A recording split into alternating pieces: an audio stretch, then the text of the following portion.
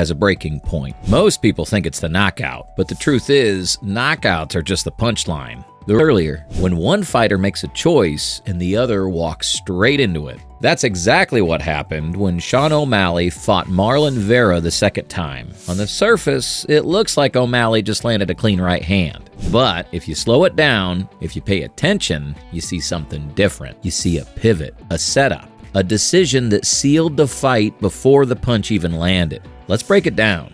Backstory: why this fight mattered.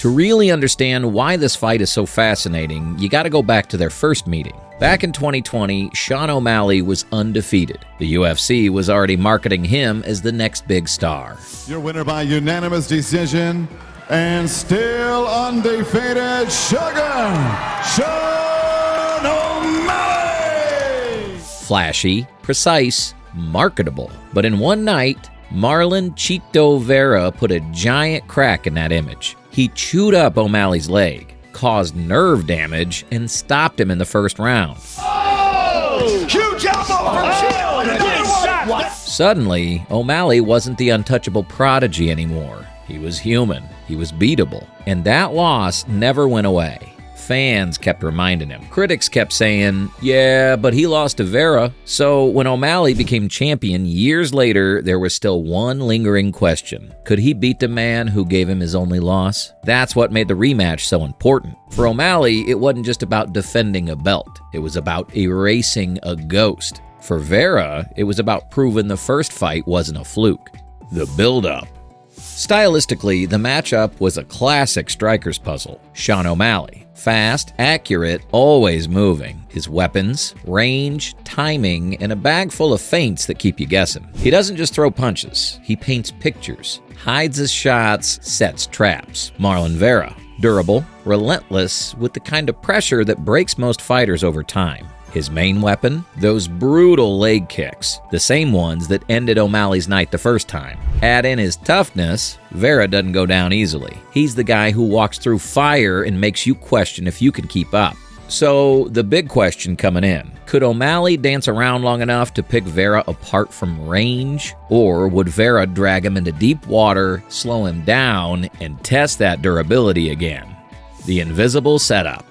Now, let's fast forward to the moment everyone remembers, the knockout. O'Malley steps in, cracks Vera with a clean right hand, and swarms him with precision shots until the referee steps in. To the average fan, it looks like a lucky punch, a sniper finding his target. But here's the thing, it wasn't luck, it wasn't random, it was engineered. Watch closely. O'Malley shifts his lead foot just outside Vera's. It's subtle. You could miss it if you blink. But that single step forces Vera to plant awkwardly. His weight shifts heavy onto his lead leg. His head lined up perfectly. And right there, in that split second, the fight is decided. Because Vera no longer has balance, no longer has defense. That's when O'Malley pulls the trigger. The right hand lands flush. Not because of power, but because the geometry was perfect. 3 seconds earlier, the trap was set. The punch was just the confirmation. The trap, conditioning Vera. But here's where it gets really interesting. This wasn't the first time O'Malley tried it. Look back at the earlier exchanges. He flashes a jab. Vera leans in. O'Malley fades back, almost like he's testing the reaction. A little later, he fakes low. Vera dips just a bit too heavy. O'Malley resets, but you can see it. He's collecting data. Every feint is a question.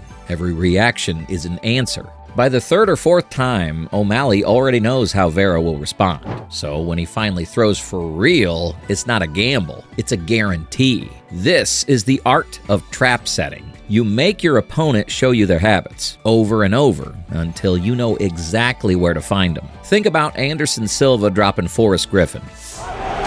Look at Silva. I mean, that's just amazing. And again, he's out.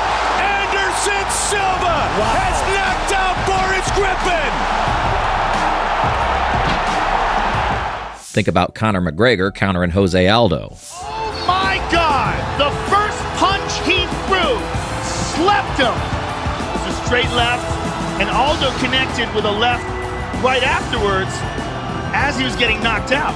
And then Those weren't just punches. They were traps sprung at the perfect moment. O'Malley belongs in that category. The right hand that dropped Vera wasn't an accident. It was the payoff of minutes of quiet, invisible work. The shift. And the ripple effect is massive. After eating that shot, Vera, normally the aggressor, hesitates. Watch him. He slows down. He's not cutting a cage with the same urgency. Every step forward now feels like danger. And O'Malley, he smells it. He starts bouncing on his feet, looser, sharper, more confident. He opens up. He throws with freedom. The balance of the fight has shifted completely. Doing much more than Chito. Chito needs to be more active. Throw caution to the wind and just go to work. Like, he was landing, but now O'Malley's thrown probably 10, 12 shots. Vera, the man who usually makes others doubt themselves, is suddenly the one second-guessing. And once that happens in a fight, it's almost impossible to flip it back. Momentum isn't just physical, it's psychological. Once doubt creeps in, the fight's already slipping away. What ifs?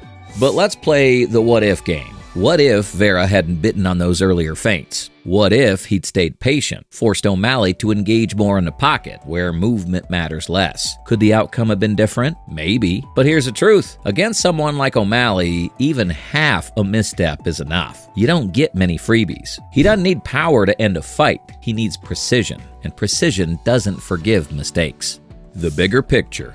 Here's what this fight teaches us. Knockouts aren't about the knockout. They're about everything that happens right before. The feints, the footwork, the habits exposed. 3 seconds of setup can decide the outcome of an entire fight. This easily could be it. Aldo takes some time to give the referee the thumbs up. There's 30 seconds to go. This could be it. Aldo desperately trying to survive. His face is a mask of blood.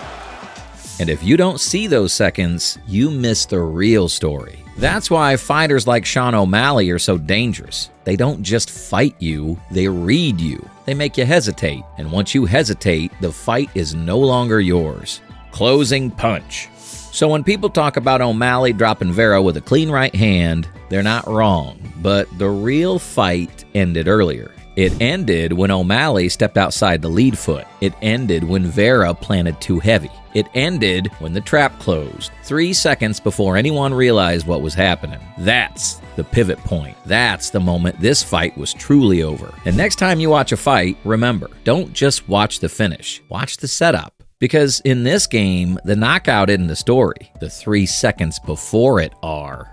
And if you love breaking down the moments that really decide fights, the traps, the setups, the psychology behind the chaos, make sure you hit that subscribe button. Drop a comment with the next fight you want broke down, and share this with someone who only sees the knockouts, not the story behind it. Because here, we don't just watch fights, we study the pivot point.